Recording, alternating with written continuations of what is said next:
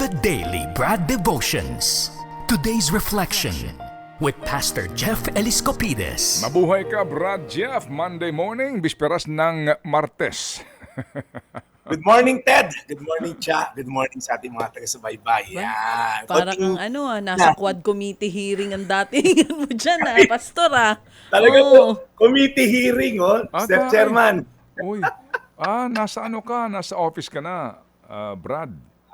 Hindi, Brad, nandito ako sa Bayambang, Pangasinan. Bah, Ako'y layo. Yeah.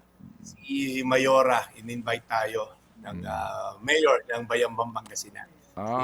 Medyo nahawik sa bamban, ano ba yan? Hindi. Sounds like lang.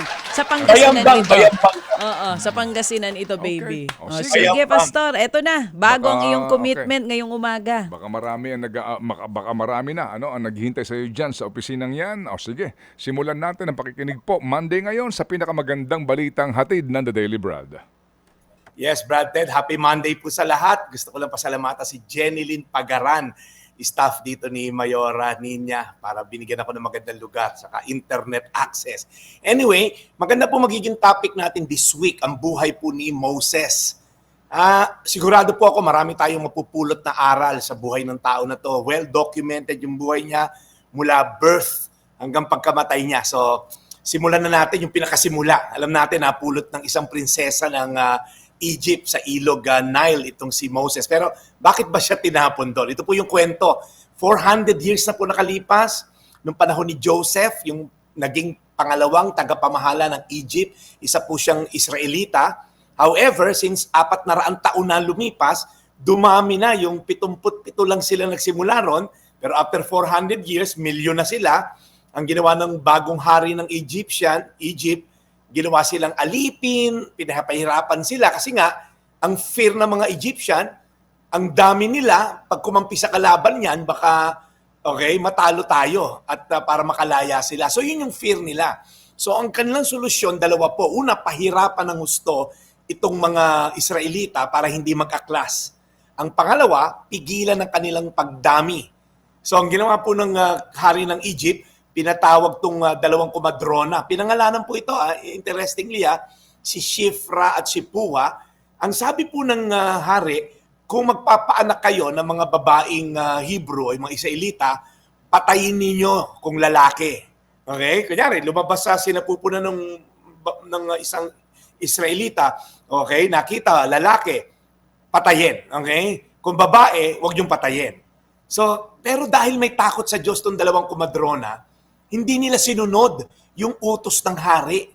Sa halip, pinahayaan daw nilang mabuhay yung mga sanggol kahit ito'y lalaki. Makita po natin yung takot sa Diyos ng dalawang kumadrona na to. Kaya, believe din ako, dinify po nila, binaliwala nila yung utos ng pinakamakapangyarihang tao sa planeta nung time na yon, the King of Egypt. Makikita natin, the fear of the Lord ay mahalaga kaysa sa fear of people.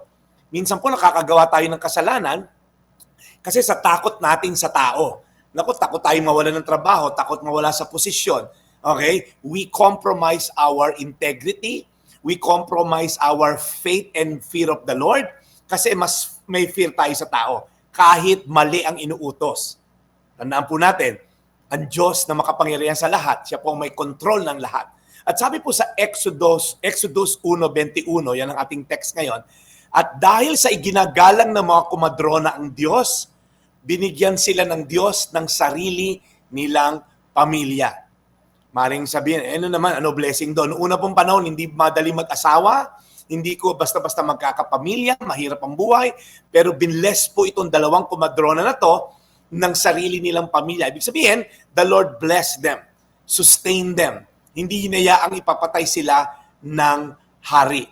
Kaya po ang aralan po natin dito sa panimula, tayo po ba'y may takot sa Diyos or may takot tayo sa tao even to the point na mako-compromise yung ating pananampalataya at integridad sa Diyos? Again po, either way, we're gonna have the fear of man or fear of God. So tayo po'y mamili. Okay? Tayo ba'y matatakot sa tao kahit alam mong baluktot yung inuutos o matatakot tayo sa Diyos na nakakaalam ng lahat at ibe-bless tayo. Again, Exodus 1:21, at dahil sa ginagalang ng mga kumadrona ang Diyos, binigyan sila ng Diyos ng sarili nilang pamilya. Tayo po'y manalangin. Panginoon, salamat po sa pagkakataon na to na kami nakapag-aral ng dalawang kumadrona na to na may takot sa'yo. At the end, ibinless mo, ipinrotect mo ang kanilang mga buhay. Lord, nawa, wag namin ikompromiso ang aming integridad at karakter dahil lang sa takot sa tao na gumagawa ng masama. At kami nahawa na rin at napilitan na rin. So Lord, magkaroon po kami ng takot sa iyo upang magkaroon kami ng integridad at karakter in the name of Jesus. Amen. Amen. Amen. Amen. Mahal na Panginoon, marami pong salamat sa araw na ito at biyaya na inihatid ni Brad Jeff sa aming pong programa sa pamagitan po ng paghatid ng magandang balita today. We pray, Lord, na alagaan niyo po si Brad Jeff ngayong buong linggong ito sa kanyang panibagong pagmimisyon to spread the good news. Keep him safe and protected. At mahal na Panginoon, pagpalain din po ninyo kaming lahat ng mga natatakot sa mangyayari sa bukas. Amen. Mahal na Panginoon, alam po namin na kayo po nandito at kami po hindi nyo pababayaan. In Jesus' name, we pray. Amen. Amen. Amen. Amen. Salamat na marami, Brad. So, meron bang seminar dyan o team building?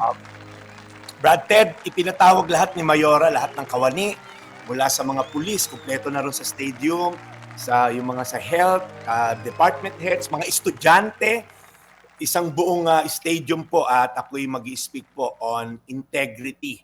Okay, paano ba magkaroon ng integridad sa trabaho, sa eskwelahan. So, lahat po ng kawani ng buong sambayanan ng Bayangkang nandito ngayon. So, Sige. malaking mission. Brad Ted, ipagdasal niyo ako mamaya. Amen. Yan. Amen. Sige, so good luck, Brad Jeff, and looking forward sa iyong report sa amin kung ano ang mga pangyayari dyan sa Bayambang, sa Pangasinan. Palagay ko ngayon, sobrang init ngayon din dyan.